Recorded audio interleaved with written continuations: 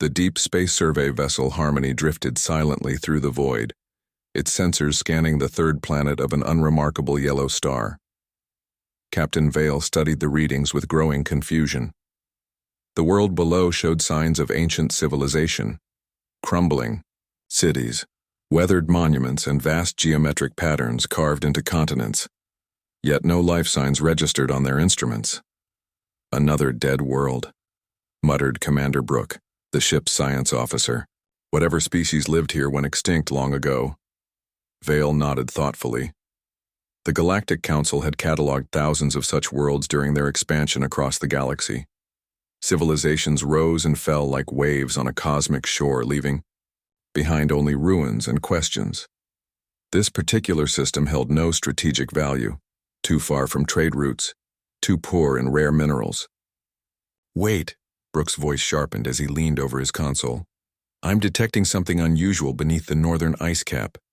Massive metallic structures, arranged in perfect geometric formations."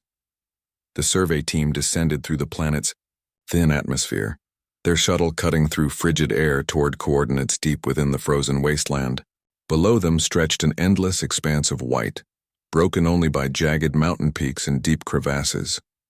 Their landing site revealed nothing unusual at first glance, merely another stretch of ice and snow. But their deep scan equipment painted a different picture. Buried nearly a kilometer beneath the surface lay structures of impossible size and complexity. "These aren't natural formations," Brooke whispered as the data streamed across his screens. "The metal composition is unlike anything in our databases. And the scale. These structures stretch for hundreds of kilometers." Dr. Maya, the team's archaeologist, supervised the drilling operation with barely contained excitement. Each meter they descended revealed more mysteries. The ice itself contained traces of exotic particles, suggesting these structures had been sealed away for an extraordinary length of time. When their thermal lance finally broke through into the buried chamber, the team descended in environmental suits, their helmet lights cutting through absolute darkness. What they found defied comprehension. Stretching into the distance beyond their lights lay row upon row of massive vessels, each one easily dwarfing their survey ship. The craft possessed an alien beauty, sleek hulls that seemed to absorb light, weapons arrays of incomprehensible design, and propulsion systems that hummed with dormant energy. "By the void," Vale breathed as they walked between the towering ships. "This isn't just a graveyard. These vessels are in perfect condition." Their exploration revealed chamber after chamber filled with identical fleets. Fighters hung suspended in launch bays. Massive dreadnoughts rested in orderly formations. Support vessels clustered around mobile repair stations. Everything waited, in pristine silence, as if the fleet had simply gone to sleep. Brooke's scanner chimed softly. "Captain, I'm reading active power signatures throughout the complex. These ships aren't dead, they're hibernating." In the central chamber, they discovered the fleet's command center. Banks of crystalline computers lined the walls, their surfaces flickering with occasional pulses of light. At the center sat a command throne surrounded by holographic displays showing star charts, tactical formations, and streams of data in an unknown language. Dr. Maya approached one of the computer banks cautiously. "The technology here is beyond anything the Council has developed.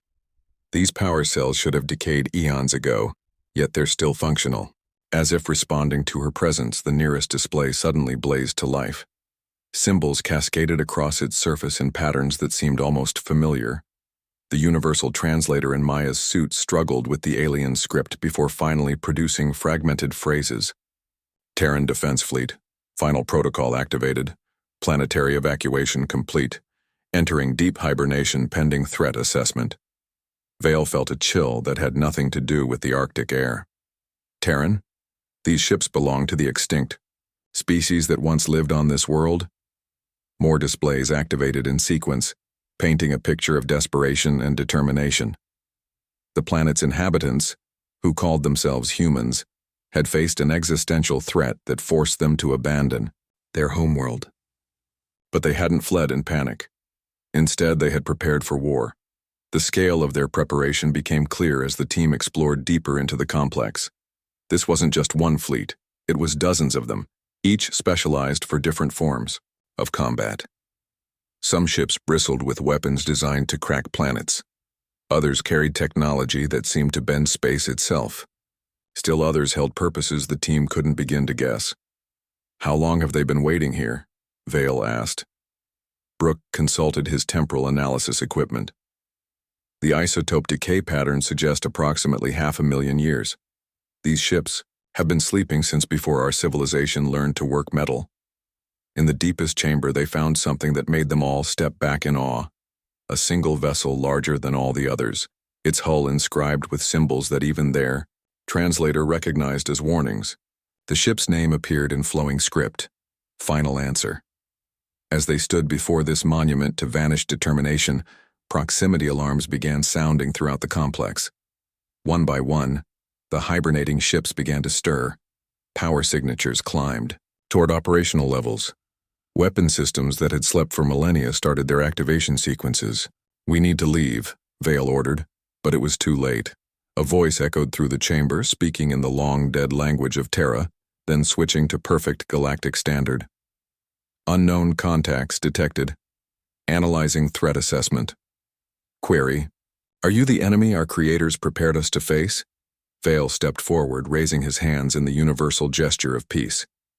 "We mean no harm. We're explorers from the Galactic Council." "Galactic Council," the voice repeated thoughtfully. "This designation does not match known hostile entities. Secondary query: What became of humanity?" The question hung in the frozen air like a judgment. Vale looked around at the vast fleet, stirring to life around them. Weapons systems that could glass worlds, technology that their most advanced scientists couldn't comprehend. All of it built by a species that had vanished 500,000 years ago, leaving behind only this sleeping testament to their determination. "We don't know," he admitted quietly. "We thought they were extinct." The silence stretched for long moments before the voice responded. "Then we continue to wait. Sleep protocol re-engaging. Do not disturb our rest again unless humanity returns, or their ancient enemy finally arrives."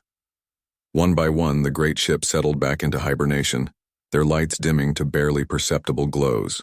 The Terran defense fleet returned to its patient vigil, waiting for a war that might never come, dreaming of a species that had refused to die quietly.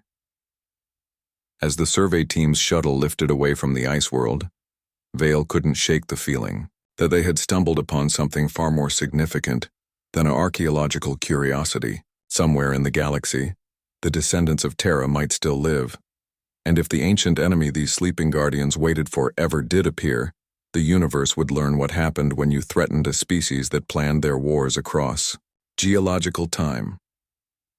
The Harmony set course for home, carrying news that would shake the foundations of everything the Galactic Council thought it knew about the galaxy's history.